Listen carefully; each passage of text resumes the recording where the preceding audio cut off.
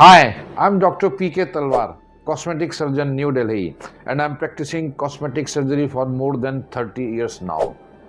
Previously, I was attached to Apollo and Max hospitals. Now I'm running my own cosmetic laser surgery center at Greater Kailash Part 1, New Delhi.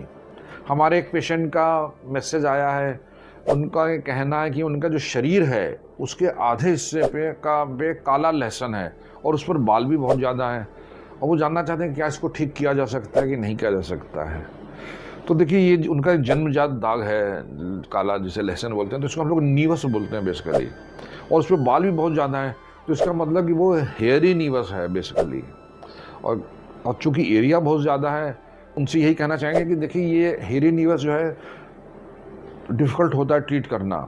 अगर छोटा होता या एक हिस्से में होता तो हम उसको काट के निकाल सकते थे, उसमें ग्राफ्टिंग कर सकते थे, कई चीज़ें कर सकते थे। लेकिन चूंकि ये बॉडी के आधे हिस्से पे है तो पूरे आधे हिस्से की ना हम स्किन निकाल के नई स्किन इस तरह से नहीं डाल सकते हैं, दैट इज़ नॉट फिजिबल। तो इसके विरुद्ध और कुछ तरीके होते हैं जो अपनाए जा सकते हैं।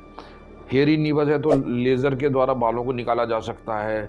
हेयरी नीवस को फिर लेज़र के द्वारा उसको ठीक करने की कोशिश की जा सकती है। तो इसमें कई चीज़ें हैं जो प्लानिंग करनी पड़ेंगी। कुछ सीरियल एक्सीजन है वो की जा सकते हैं।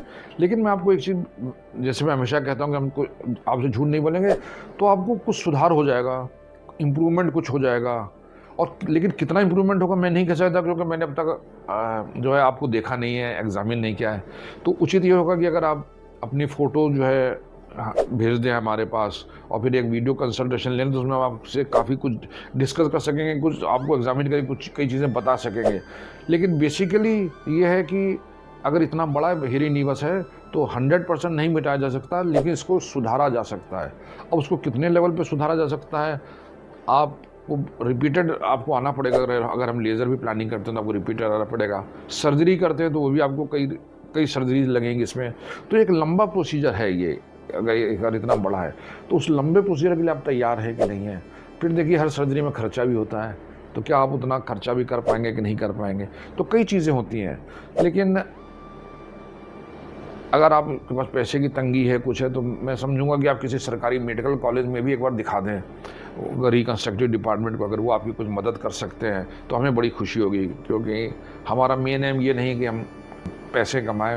हमारा मेन होता है कि हमारे जो क्लाइंट्स हैं, जो पेशेंट्स हैं, वो ठीक हों। पेशेंट ठीक रहेगा तो बाकी चीज़ें सेकेंडरी हो जाती हैं हमारे लिए।